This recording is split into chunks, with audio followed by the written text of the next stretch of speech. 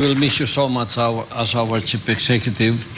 But first and foremost, what is in the mind of the Filipinos is this question. What is life like after Malacanang? How does it feel to spend Christmas back in Davao City, free from the demands as the country's chief executive? Are you able to enjoy your life more now? Well, Pastor, there are positive aspects of retirement. You are rested and you get to have the sleep that you were deprived of all the 6 years that you've been president. It's like this. I'm a night person, so it was good for me. It did contribute to my biorhythm. I am at my best element pagka gabi. But ang regimen I followed was I wake up at about lunch time. I eat, but not so much of late because when you lack sleep, you do not have the appetite. I have my maliligo ako. I take a bath, then dress up. At 1:30 to 2, I report to Malacanang. I lived in a building across the river. So yung Malacanang is on the other side.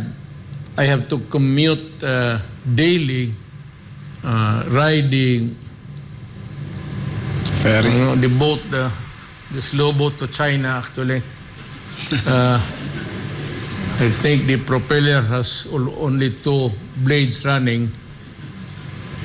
I do not know about the Coast Guard; they were operating it, but I have to cross the Pasig River, report for duty, and start to talk to people. You know, this is the setup in Malacanang, in my time. Marami ho yung kwarto, parang parlors. Not funeral parlors, but parlors. 1, 2, 3, 4, 5, then across 6, 7, 8, 9, 10. Yung people who wanted to talk to me or see me, or I have something to discuss with them officially, or complaints from other private sector, I go to the room one after the other. Tapos, pag nabakante na yon, then I go across. So, another batch of visitors. On an ordinary day, I think I spend about, the earliest would be 10. But during cabinet meetings, we usually end up about 4 or 5 in the morning. So that's how there's so many things that we have to discuss, and it's the problem of the entire country. So you would get the idea of how it is to just go on a debate with each other and discuss everything. What's the solution for this and for that? Then I go home. If it's already in the morning, I would have my breakfast. Then I sleep. But I have to wake again at 12, whether I like it or not. Usually I do not eat anymore because of lack of appetite. I just drink a glass of milk, then I work again. Now, when you go home at night, after dinner, ganun kakapal ang usually the documents that I have to read and sign. It's the entire Philippines. Ganun ang paperwork. So, as a lawyer, I would have to read, even if there's already the initials of my subordinates, or the executive secretary, who is known as a little president. Usually, previous to that, ibang presidente, pag nakita na nila yung it has been reviewed by the legal and especially bears the initial of the executive officer, yung executive secretary, who would be the closest to the president in proximity and sa lahat na, kaibigan mo. Pag nakita mo yan, but since I said, I'm a lawyer, especially yung mga binabasa ko talaga. Kasi I hate to commit a mistake. Sabihin mo kasi ng mga tao, people would say, how can you commit such error? You're a lawyer and you're supposed to know what you are signing. So that's an injunction really that is in the mind of most of the administrator. Yung ibang presidente naman, pirma lang sila ng pirma. Pero kung talagang, if they think that the second in command is that good and you trust him, you go ahead and sign. So yun ang buhay ko. Every evening, whether I end up at about 10, 11, 12, kung maraming tao, so many may mga sa parlors pa nandyan sa, then I have to finish and to hear everybody either connected with the activities of government or private persons, the gripe. Sometimes I listen because it is true, and you have to come up with something for a solution. So you have to keep that in your mind. Then before I end, sabihin ko doon sa mga secretaries, you call these persons tomorrow because I have to talk to them. So kinabukasan nandiyan sila, including the complainant. Ganun ang trabaho ng presidente.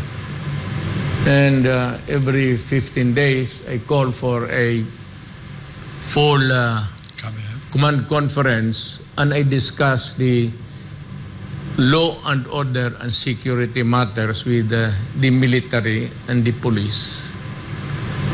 That's my routine every day.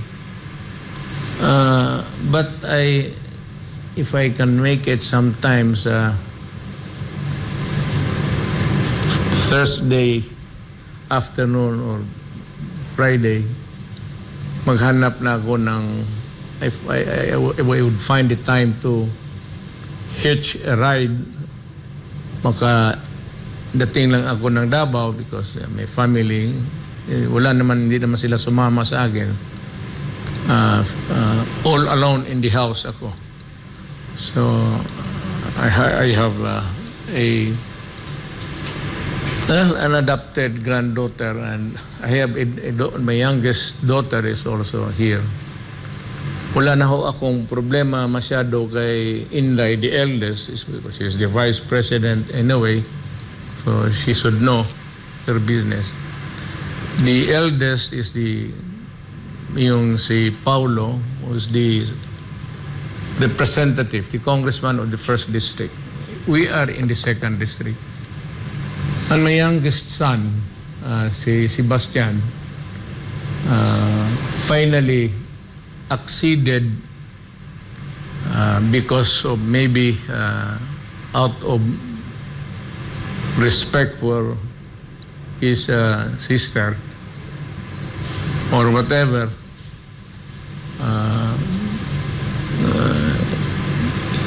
He agreed to run as mayor.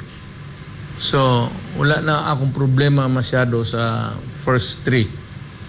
Yung youngest ko na lang, yung babae, si Kitty, and I will just tell you about this granddaughter of mine at some other time. Kasi medyo the mother is a foreigner. Kaya it's kind of hindi naman disarray, but causing me endless nights of how to think of making something out of this yung between the mother and the yung lalaki. It's my grandson. He's the son of Mayor Congressman Pulong. So dito inuwi ko because naging malapit na rin kasi yung bata sa amin. So ganun ang trabaho ko. The demands of the country's problem is almost endless.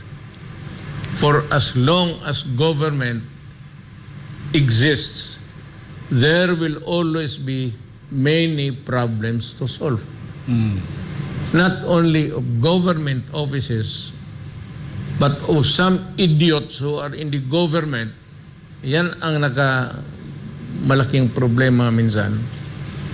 Because they simply do not want to work, or if they work, sometimes it's in a disarray. So those are the problems that would take most of my time. Sometimes sleepless nights just to think of how to straighten the problem. Ngayong nabalik na ako dito just in time. You know, God is very good. God is it's been kind to me. You know, late. Ngayon lang naglabas yung mga ano ko. Well, nandoon na yun sila. It's like a big problem. It's in the opposite room. There's an elephant in the room. Ika nga.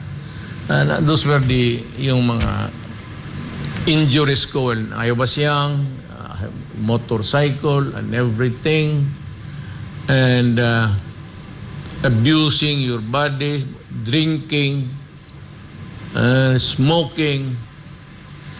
So these are the things that nung dumating sa akin, that is why stricto ako sa smoking. Stricto rin ako sa drinking. During my time, mga 10, but Inday, when she was mayor, she extended the hours to 12. Itong anak ko is very young and he drinks. It's now 1 o'clock. It's his discretion and I don't question it. I just say that so long as there is no trouble, okay ako. Once in a while, there is some shooting inside, people are killed, but that is part of a territory of the big city. Ako ngayon, ano na lang, you know what is really in the minds of a retiree? Alam ba ninyo kung ano? They would not tell you.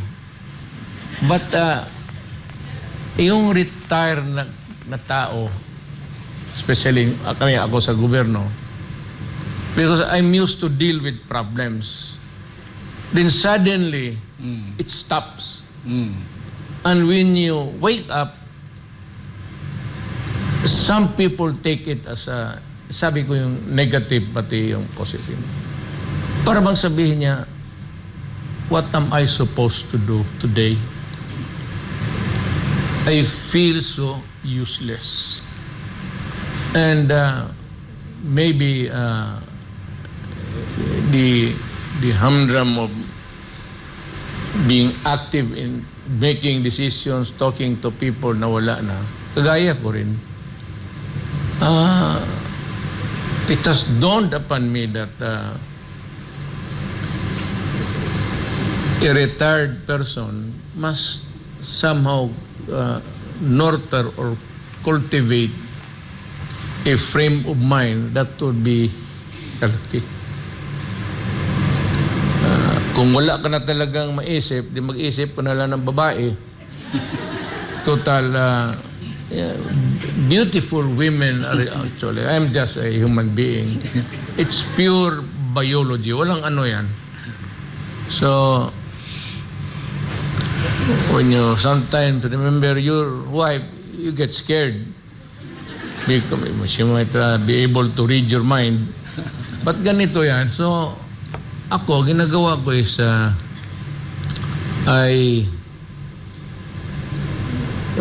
may mga baril kasi ako. Nililinis ko yan basi araw-araw. Nawawala na yung pintura sa kakilinis. Just to keep me busy. Then, after, just before lunch, I start to read books. Yung hindi ko pa nabasa. And after lunch, I have acquired this of late.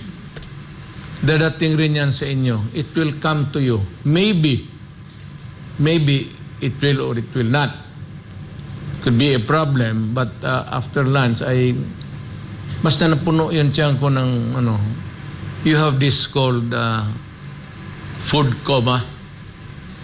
You can read it in yung sa ano niyo.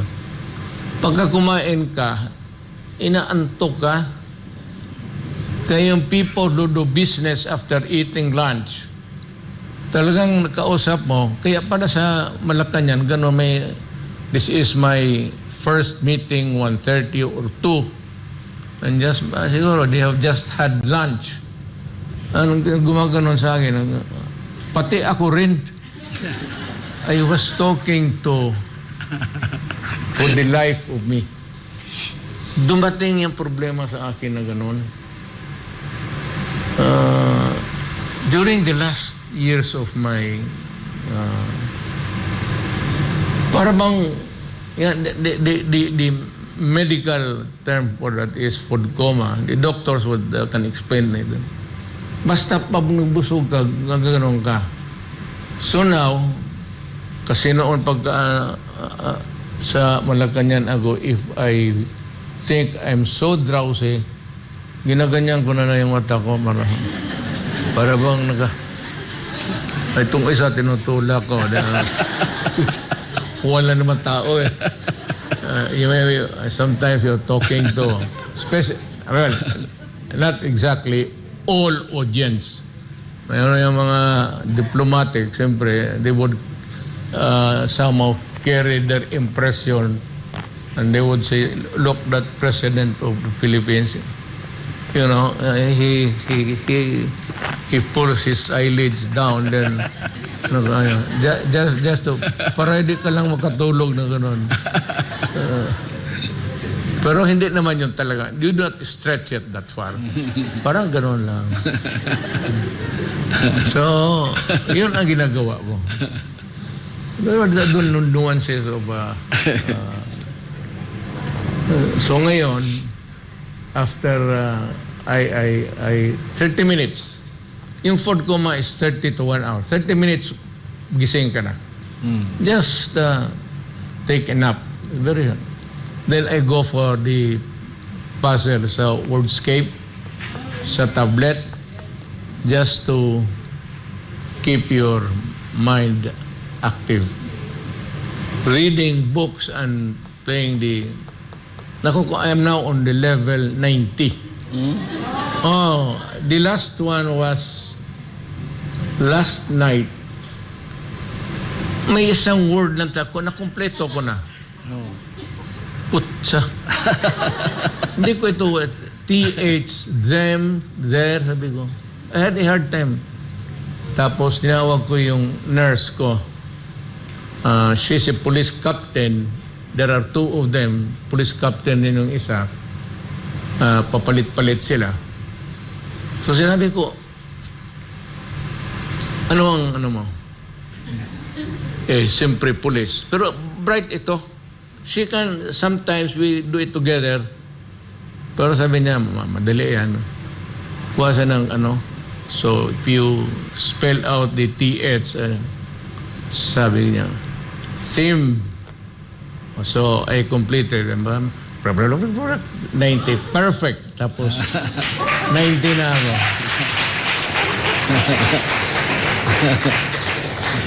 Pero minsan, yung wala nang tao, kasi hindi naman sila natutulog sa kwarto.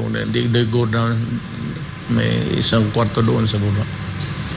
Minsan, pag mahirapan na ako, yung alam ko na hindi ko alam, tinatapong ko yung... Pero matibay itong, I would not mention the brand, matibay itong, wag yung made in, alam mo na. Kasi mapakang lang yan, wala, sira na. Yan ang sa hanggang mga alas 3. Ano lang ako. Then I call friends and discuss matters. Then I go firing. Yan sa paper target lang. Not human beings. Used to be criminals, but I do not shoot them with yung airgun lang para masaktan lang ng kunti. As a punishment. So, then pag the evening, ganun, balik ng routine. But sometimes kung wala ng traffic, 2, 3, 4. If you go out at night, minsan makita mo ako, nag-bike ako. Is either bike or trike. Umiikot ako ng syudad just to sharpen your senses and to see that kung mata mo okay pa. Ayun ang ginawa ko. Kagabi, I was planning to go out. I called for the mechanic. Pero umulan eh. Pero ngayon, siguro, I don't know. Sometimes my wife balks at my going out. Pero, yun ang ko, Pastor. Mayor, in your 6 years as our former president, you have many cabinet meetings. What can you remember as one of the most remarkable, humorous ba or otherwise? Okay, I'll tell you. This is the truth. And you can check it out. I'm just an ordinary student. Maybe below average. Because I had a hard time passing grade. You know, my classmate and my childhood friend was my neighbor is Carlos Dominguez III, the finance secretary. Yung kindergarten pa kami, valedictorian talaga yun siya hanggang high school. But I got out of Ateneo. Maybe I was not good for them. Second year ago, I graduated somewhere in the province. So, it's either tamad ako mag-aral o I don't know. Baka mahina rin talaga ako. But if you think of an instance, I was laid back cabinet meeting. We were discussing. Kasi yung mga cabinet members na military, they're on one side of the long table. Nandoon sila lahat. Lorenzana, National Security Advisor, and some good soldiers and policemen na kinuha ko because they are proficient, they follow orders, and they don't debate with you. But if you talk for this director, and you have this program or plan or platform, he will have so many, you say, mayor, gano'n. So, can't you just decide if, kaya gusto ko itong mga military, but most of them were the bright ones. Lorenzana was your classmate in Notre Dame sa Parang. He was the defense secretary. He's very bright. He's a military man, a PMA graduate. And he was also doing duty work here in Davao City previous. So I got to know him. Lahat yan sila puro either valedictorian, cum laude, graduate of the National Science. And dito naman sa tabi ko, Sunny, valedictorian, yung valedictorian sa law school namin sa eskwelahan ko. Yung sa Secretary of Transportation, si Tugadi, was also a valedictorian and debater of my school.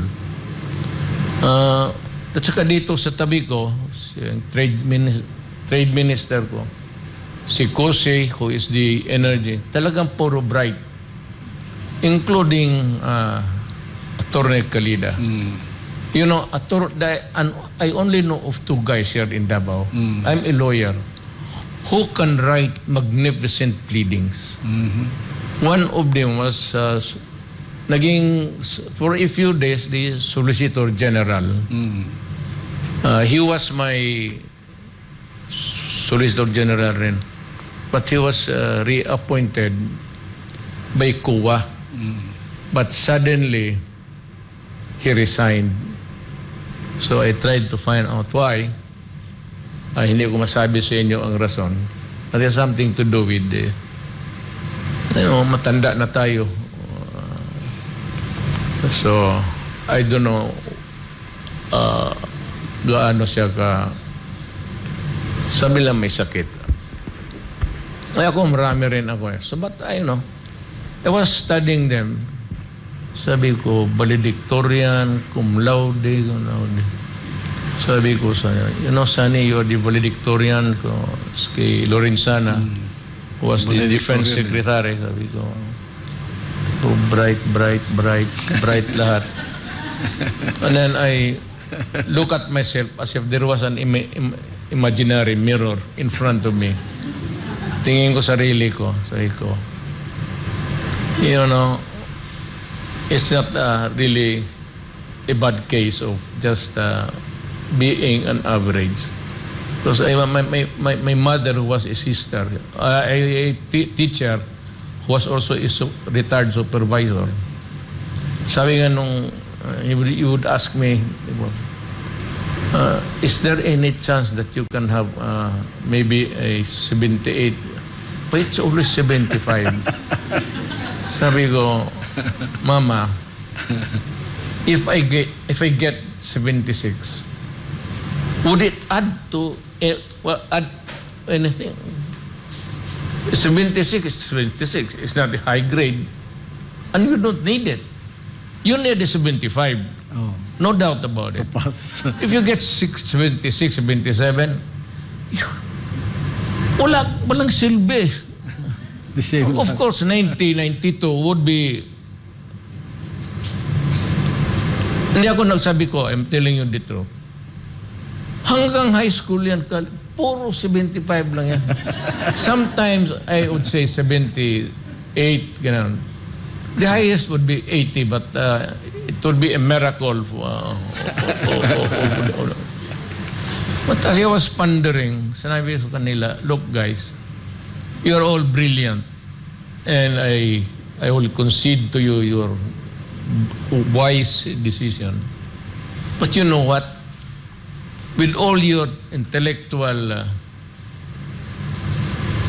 competence and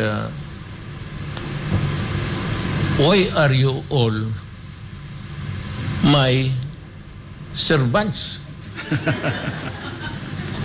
I'm the president, I have the final say. Ano ka say? You study that, study that. So Boracay. So Simato is a military man. All it was say, Simato, you go to Boracay and clean it up. Because when I was campaigning, I had a chance to pass by, was smelling with shit. Sabi ko, so, ganon. In 6 months, he cleaned Boracay. Boracay is very good. And everybody's happy. But at that time, there were so many complaints from the local officials that this will disrupt.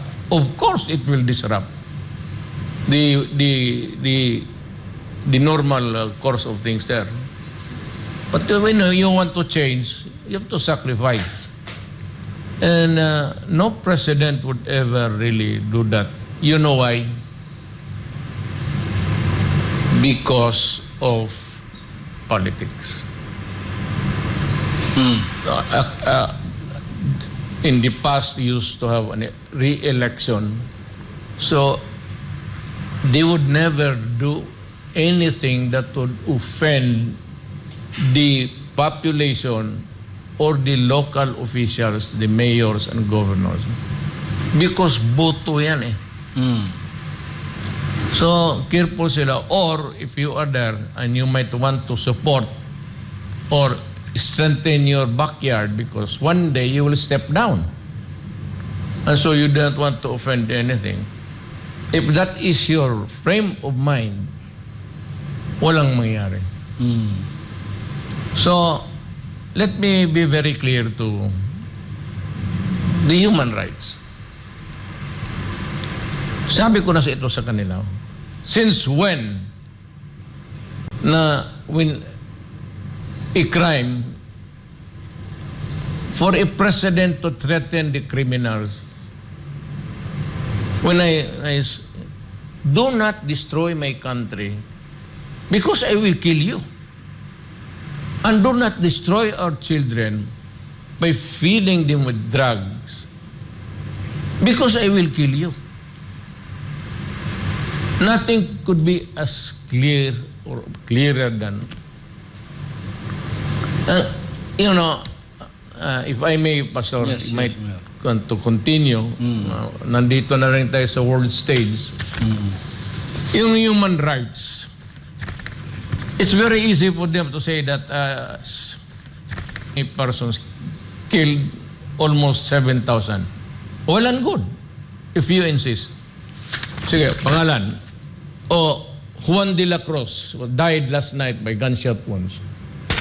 Assuming that he was really killed or there was a gunfight, kindly look at the second page of your document or turn it back and start to read.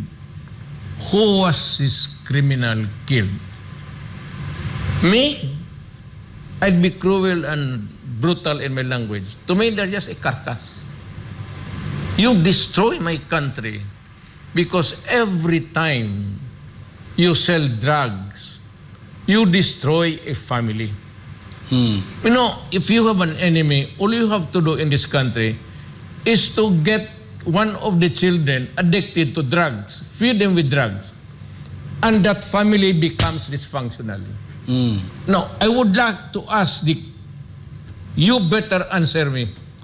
How many families, because they go home to their families, so how many families would become dysfunctional because of the drug trafficking? Alam mo, pag, when there is a, God, I forbid, huwag sa inyo mangyari. That family becomes wala na, it's all hell. Magdakaw ng, they steal first with your things, the property of the family, the car, minsan they would destroy the drawers of their mother and father and get the jewelry and pagbili. It starts there and the family, I said, becomes dysfunctional. Perpetual problem. Okay lang yan. Basta mayaman. O bagay, but still, galit ako. Itong mahirap ngayon, itong mga taga-Tondo, itong taga-Boulevard, itong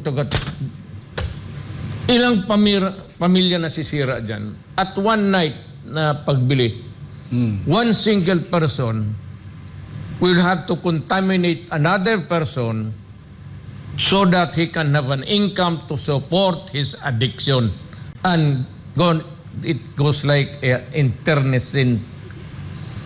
Pag gano'n yan, contaminate one, then the other one would contaminate. It becomes an internecine thing. So, ilan ang pamilyang nasisira? Yung iba, maghiwalay ang asawa. Problema na yan eh. Mga anak. Itong mga pobreng Pilipino, anong mangyayari sa kanila? So, invariably, because of may dalawa, tatlo na, it's easy to sell drugs to. And maybe totoo yan. They take drugs para lang sa kagutom. I must concede to that. Because it is true. But somehow, we're trying to, kaya nga may DSWD. But you know, you destroy a family. And what pains me, makinig kayong lahat, the wife will separate from the family and apply to the recruitment agencies that are also corrupt and run by idiots. Not all, but yung nakaloko ng Pilipino, yung gusto ko yung patayin ko. They go there to be deployed in the Middle East or in Africa or in AD. So, I will not mention the region because may mga Pilipino doon. But how many times have you read of a Filipina being raped?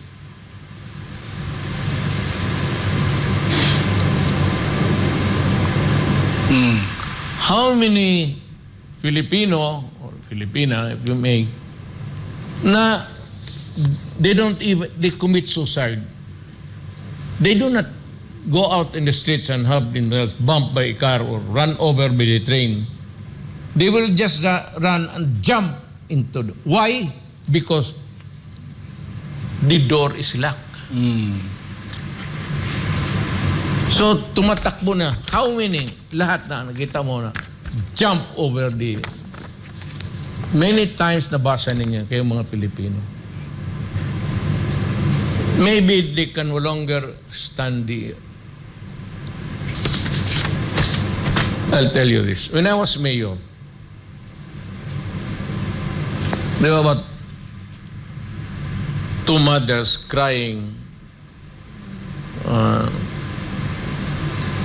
at my gate. So, my wife, which was an early morning, went out. She wakes up early. What's wrong? And said that their daughters were arrested for distributing rosary. Well, in the first place, they should not have done that. It could be a crime in some other jurisdictions. So I said, I'll do something about it. So I started to call our embassy in that place to ask questions. Ayun nga eh. So, my wife, because they were there every day, wala namang, they didn't have the bring along with them food, so my wife had to accommodate them, including the children who were running around and making a mess out of her sala. Sabi na asawa ko, do something about this. So I decided to go there. And requested for an audience with the highest official or the person who mattered most in this kind. I was quite a bit dementia, but he still could, because when the senior aide whispered to him, I saw him then, So I was lucky. Ay, salamat. So I know that I could bring back the three of them. One is from Kidapawan, two from Turil, dito sa Davao. But the legal officer of the office that I went to told me to talk to my counterpart. So parliament yung kanila. I was a congressman then at that time. Because after 3 terms, that would be 9 years, you cannot run again. You have to break. So nag-break ako as a congressman. Pero itong nangyari. Sabi niya, I suggest that you talk to your counterpart. So I had to wake up early the following morning and went to the parliament. I introduced myself and a committee on public order and safety. Same with them, but with religious undertones ang sinabi. Alam mo sinabi niya, look, tell your countrymen that they should not be deceived about itong culture. Because there are not all, in fairness to him, sabi niya, not all, but some of a class of people there, when you work for them, if you are bought from the slave markets of Africa, or you are a paid servant, sabi niya, especially if it's again, rape is part of the territory. Mm-hmm. They own you. Kaya yung iba na sabi ko, hindi na makadet, tumatalo na lang tapos and umuwi dito with all the, not even bruises, but with the hematomas and the traumas in the body. Human rights, kung wala kayong pagmamalasakit sa kapwa-tao ninyo, wag mo akong isali sa inyo. If you do not have that native, innate love for your countrymen, Filipino, then you do your business. Do not drag me into this kind of shit. It pains me deeply as a Filipino to di na ninyo alam ang basta inyo, sige bilang dyan kung ilan ang namatay. God, what do you think of government forces, the military and the police? All idiots? You know, they are graduates of the Philippine National Police Academy and the military is the Philippine Military Academy. They know what they are doing. You don't shoot a person with his hands already in surrender or a person that's being hogtied. Those are the work of people who abscond with the money of the criminal syndicates, as I have told you, and I am insisting na ganun nga. Hindi kami magtrabaho. Bakit pa natin talian ang kamay? Why would, if I were a policeman tasked to shoot people, why would I have to, take time in... All I have to do is to shoot him in the head and he falls down. Then that's it. If that is what you want to dramatize. Sinabi ko na sa kanyo, I have lost so many policemen and military officers in the siege sa Marawi. Alam mo kung bakit yung biggest factory ng Shabu na doon. Including sa Osamis, yung si Parahinog na patay na ngayon, including the wife. They were the ones raking money there. Well, I'm not the president, so wala na akong immunity, but you can go ahead and file a case. I would be happy to face you anywhere. Yan ang masakit sa akin. yung mga anak, you know why? All these years, they endure rape or inhuman treatment, and all the these guys there can think of to hurt people. What is the crime of these Filipino employees or Filipino servants there? What went wrong? Ano bang kasalanan niya? Alam mo kung anong kasalanan nila? Kung hindi pa ninyo isip ito, ang kasalanan nila because they are poor and live in that's why they have to work and they send money to the family hoping that the family would remain, at least a family home is there and they can eat or some money, more money to educate the children. But after 3-4 years, they come back and they say that the husband has become also an addict and there is another woman in the family home. Some of their daughters become prostitutes and yung mga anak nila, it's either a peddler or a traffic drugs. That was what really, if you have to define me, start from there. Of course, the other problems of the country, insurgency.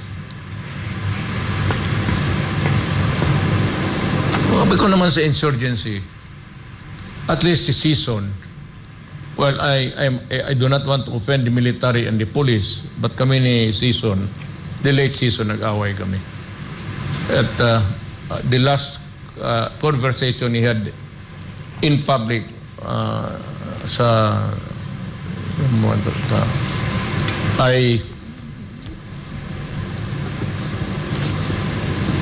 just blew my top and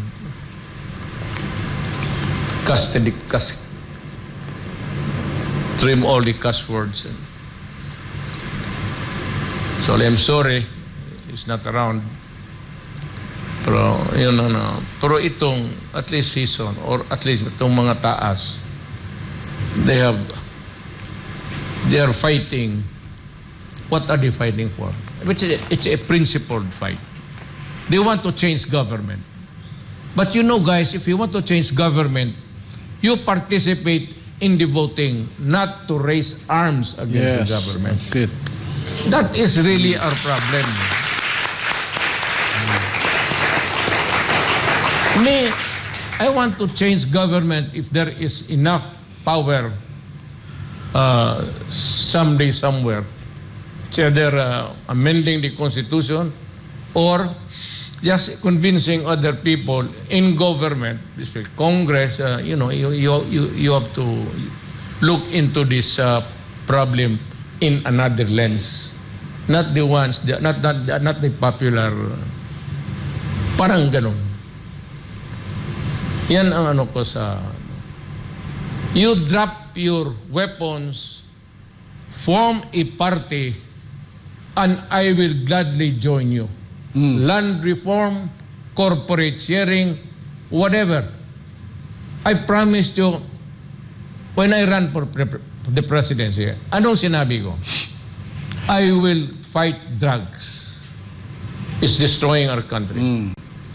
I will fight criminality. You know, these idiots, some of them are already in the heavens. I know what kind of heaven, I really do not know. They are there because sabi ko, kidnapping, even after the family had already paid the ransom, pinapatay pa din. You know, if you do that, it will not make me happy. If you rape a child and kill, or if you rape a woman and rob her and kill her, tell me a president who would be happy with that.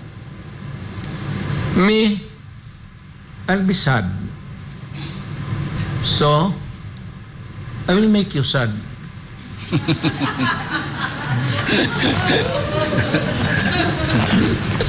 You cannot have your cake and eat it too.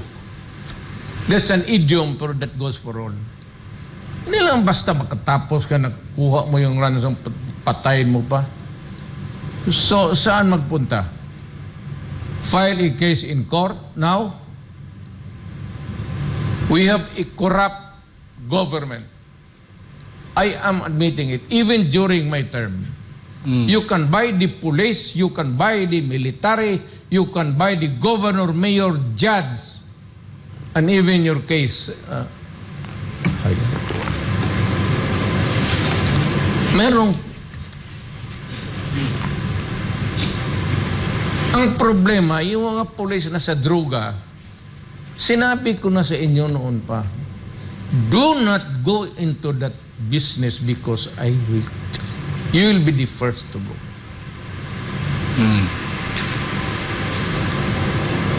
Just wait when I join you in the 7th Heaven. level doon sa sometimes it called hell. Pagdating ko dyan, putang, hampasin ko kayo ulit. And you know what? Pastor, if I go to hell, I will tell, who's the boss there? Satan? Where is he? That idiot.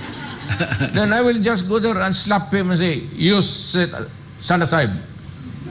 I will now be the head.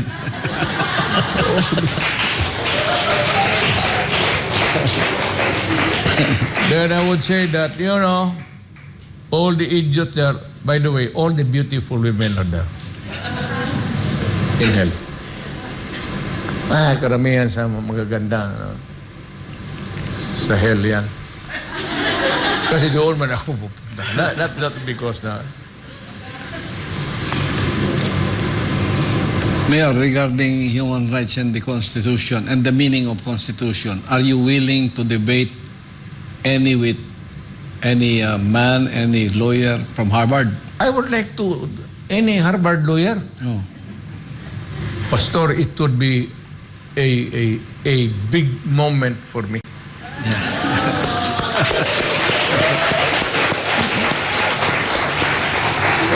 You always say, follow the Constitution. Do not do drugs. Well, for Harvard in the States, look what is happening to your country now. There was this lady I was viewing last night on TV. He was asked about the Ukraine-Russian war. But more than what he said, before that, I would wish the government to take care first of my neighborhood who are filled with gangsters, zombies, and drugs. So, what kind? They are there intense.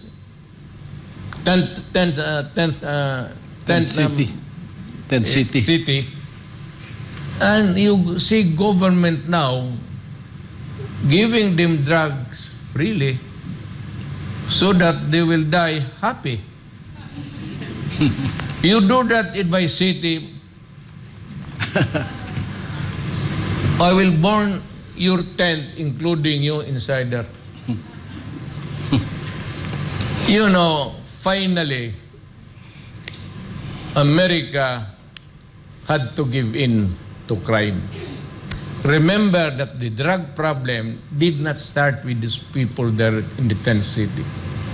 They were not started by just petty criminals.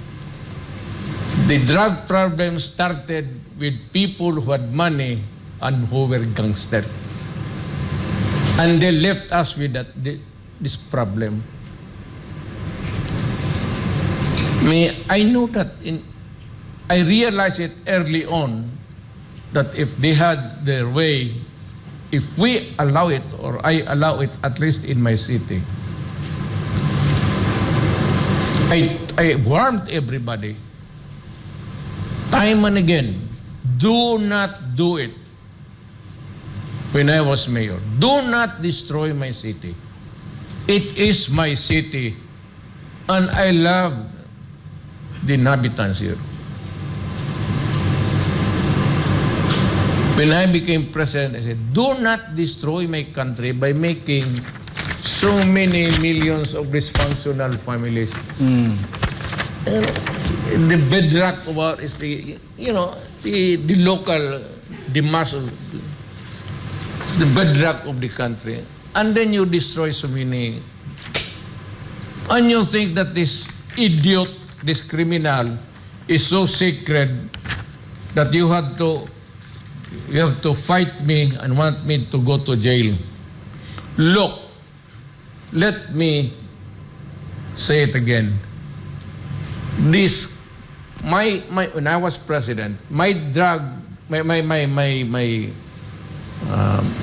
drug problem, the fight against drug, and the fight against criminality was to me a matter of principle. And early on, as mayor, I told you, I am willing to bargain with my honor. I can lose my honor, my life, including the presidency.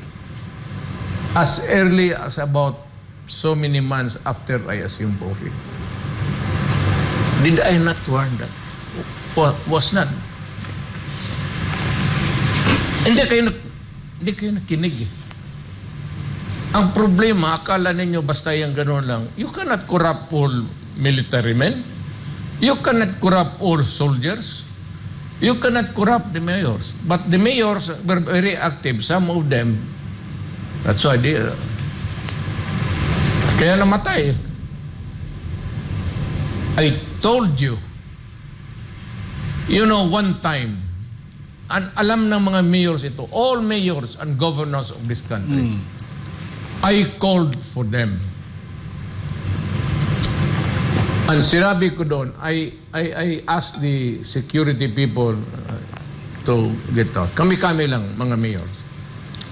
And I said to them, do not commit the mistake of using the powers of your office to traffic drugs, because I will take care of you. Then, the next day, another said, marami ang mayors eh. Same thing. Then, the governors, kukunti lang. But I was, nahihiya ako. I feel so, maybe there's something in me which says I should not be doing it, because I was once upon a time just a mayor like you. But I told them, lahat ito, you ask your governor and mayor.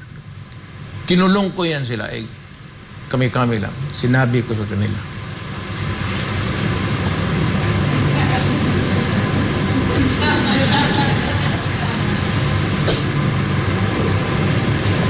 Kung gano'n na lang ang salita ko sa mayor pati governor, ikaw criminal ka kung ayaw mong